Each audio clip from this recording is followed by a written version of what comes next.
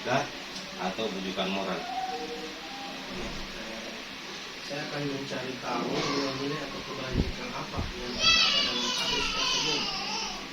Lalu saya melihat dari sudut pandang moral dan hukum.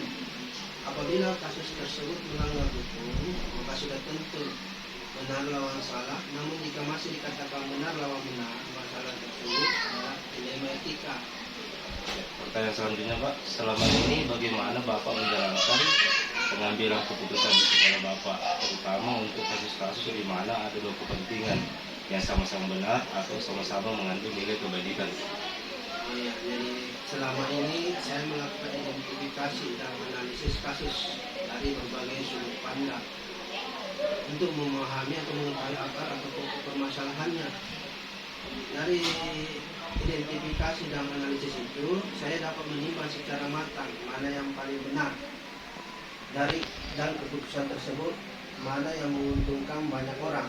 Jadi tidak ada yang dirugikan. Kemudian langkah-langkah ataupun solusi seperti apa yang biasa Bapak lakukan selama ini? Ada beberapa langkah yang saya dapat tempuh untuk mencari tahu penyebab akar permasalahannya dan menentukan siapa yang terlibat. Itu memanggil orang-orang yang terlibat untuk mengkonfirmasi permasalahan tersebut, terus menanyakan kepada orang-orang yang terdekat dan berdiskusi dengan warga sekolah atau stakeholder dan membuat beberapa solusi keputusan menimbang lagi dari berbagai sudut pandang. Jadi sebelum memutuskan dan mengambil solusi. Hal-hal apa saja selama ini Bapak anggap efektif dalam pengambilan keputusan pada kasus-kasus dilema sosial atau dilema etika? Saya melakukan analisis kasus melalui diskusi dengan berbagai pihak yang terlibat, menerima setiap masukan dan pendapat dari pihak lain sebagai bahan pertimbangan, kemudian menentukan solusinya dan menyesuaikan dengan peraturan dan norma yang berlaku, serta mengedepankan kepentingan umum.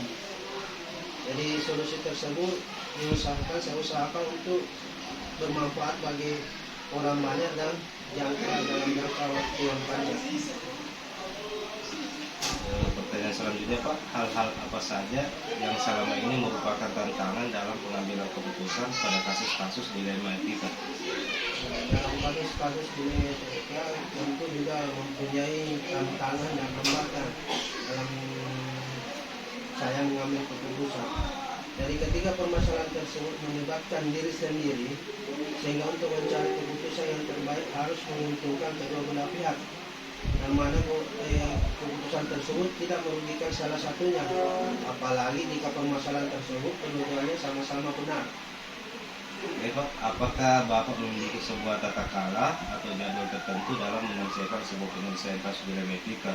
Apakah Bapak langsung menyelesaikan di tempat atau memiliki sebuah jadwal untuk menyelesaikannya? Bentuk atau prosedur seperti apa yang Bapak jalankan? Untuk memutuskan masalah tersebut ringan, biasanya saya bisa langsung memutuskan jika masalahnya itu ringan. Tetapi jika masalahnya itu rumit, saya akan membuat suatu prosedur atau langkah-langkah yang disebutkan seperti di nomor 3 tadi itu, yaitu mencari tahu penyebab permasalahannya, menentukan siapa yang terlibat, memanggil orang-orang yang terlibat dan mengkonfirmasi masalah, menanyakan orang-orang yang terdekatnya, berdiskusi dengan warga sekolah, membuat beberapa keputusan menimbang lagi dari berbagai sudut pandang sebelum memutuskan dan mengambil solusi. Adakah seseorang atau faktor-faktor yang selama ini mempermudah atau membantu Bapak dalam mengambil keputusan dalam kasus-kasus dilema etika? Jadi dalam mengambil keputusan saya selalu melibatkan berbagai pihak yang terlibat, itu dengan mengajak warga sekolah, stakeholder, wali murid, orang-orang yang mempunyai kedekatan personal dengan orang yang mengalami permasalahan. Jadi banyak yang membantu dalam mencari alternatif solusi. Ya, untuk pertanyaan terakhir, Pak, dari semua hal yang telah disampaikan, pembelajaran apa yang Bapak petik dari pengalaman Bapak mengambil keputusan dilema etika? Dalam hal yang menjadi pembelajaran bagi saya dan saya dapat ambil sebagai masukan, yaitu dalam mengambil keputusan saya harus menanggalkan keegoisan diri saya sendiri sehingga bisa menjadi lebih bijaksana dalam menganalisis sebuah permasalahan untuk dijadikan pertimbangan menentukan solusi yang terbaik. Lalu, jika permasalahan tersebut melibatkan diri sendiri, saya siap menerima konsekuensi dari hasil keputusan yang saya ambil. Baik, terima kasih Pak atas waktunya. Semoga Bapak sehat dan sukses selalu. Terima kasih. Sampai